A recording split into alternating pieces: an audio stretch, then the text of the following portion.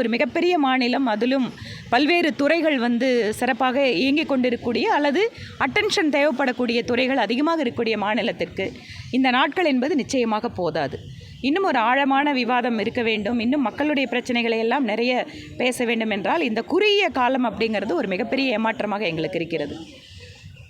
ஆனாலும் கூட இடைத்தேர்தலுடைய காரணம் காட்டி எல்லா கட்சி தலைவர்களும் சேர்ந்து எடுத்த முடிவு தான்.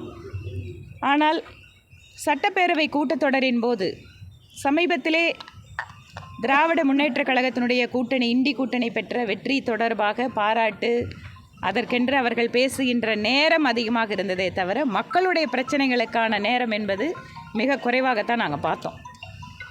அதுலேயும் குறிப்பாக எங்களை மாதிரி எதிர்க்கட்சிகளை சார்ந்தவர்கள் பேசுகின்ற பொழுது அதிகமான குறுக்கீடுகள்.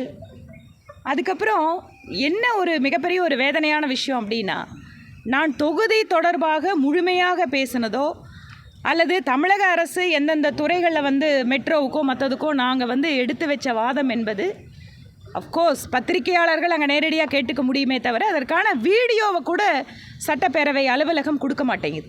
இது தொடர்பாக நேரடியாக பேரவை தலைவரிடம் நான் கோரிக்கை வைக்கிறேன், நாங்கள் பேசின வீடியோவை முழுசாக கொடுங்கன்னு. ஆனால் ஒட்டி வெட்டின்னா அந்த எடிட்டிங் அவ்வளோ பிரமாதமாக பண்ணுறாங்க.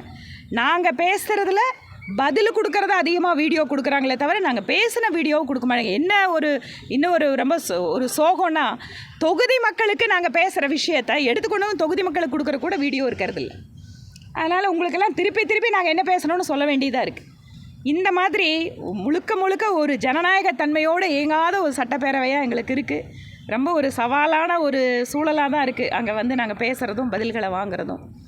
இன்று காலையில் கோத்தகிரி சாலையில் இந்தியா ஒழிக, அதுக்கப்புறம் நீட்டு தேர்வுக்கு ஆதரவாக இருக்கக்கூடிய இந்த மத்தியத்திலிருந்து நாங்கள் வந்து வெளியேறணும் அப்படிங்கிற மாதிரி பிரிவினையை தூண்டக்கூடிய, அதுலேயும் பார்த்தீங்கன்னா பக்காவாக அதை வந்து ஒரு பிரிண்டிங் பிளாக்கை ரெடி பண்ணி அதை வந்து இன்றைக்கி வந்து சாலைகளில் வந்து அதை பார்த்தோம். நம்ம நிறைய ஊடகங்கள் இன்றைக்கி அதை பகிர்ந்துட்டுருக்காங்க.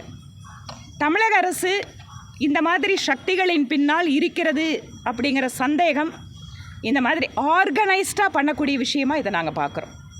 ஏனென்றால் நீட் தேர்வுக்கு எதிராக மக்களை எப்படியாவது போராட தூண்ட வேண்டும், இதன் வாயிலாக ஏதாவது ஒரு நிலவரத்தை, புதிதாக ஒரு கலவர நிலவரத்தை கொண்டு வரணும்னு மாநில அரசு விரும்புவதாக இதை நாங்கள் பார்க்கிறோம். ஏனென்றால் இந்த மாதிரி சக்திகளை மாநில அரசு கடுமையான நடவடிக்கை எடுக்காவிட்டால் இவர்கள் இதற்கு பின்னால் இருக்கிறார்கள் என்பதுதான் பொருள். மத்திய அரசும் மாநில அரசும் எத்தனையோ விஷயங்களில் முரண்படலாம், ஆனால் நாட்டினுடைய ஒற்றுமை என்பது முக்கியமானதாக இருக்க வேண்டும். ஒற்றுமைக்கு எதிராக இருக்கக்கூடிய சக்திகளை அரசியல் லாபத்திற்காக மாநிலத்தினுடைய முதலமைச்சர் திரு ஸ்டாலின் அவர்கள் இந்த மாதிரி செயல்களை ஈடுபடுபவர்கள் மீது நடவடிக்கை எடுக்கணும், ஊக்குவிக்கக்கூடாது என்பது எங்களுடைய கோரிக்கை. இதை நிச்சயமாக மக்கள்கிட்ட தேசியத்தை விரும்புகின்ற, தேச ஒற்றுமையை விரும்புகின்ற மக்கள் இதை ஒருபோதும் விரும்ப மாட்டார்கள். இதை அரசு உடனடி கவனம் எடுத்து செயல்பட வேண்டும் என்பது எங்களுடைய கோரிக்கை.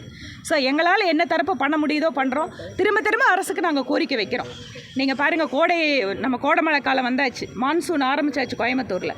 ஆனால் சிறுவாணி டேமை தூர் வராதால், அதை ஆழப்படுத்தாதால் அப்படியே இருக்குது. நீர்வளத்துறை அமைச்சர் அவருக்கே இயல்பான நகைச்சுவை தன்மையோடு பேசுகிறதெல்லாம் சரிதான்.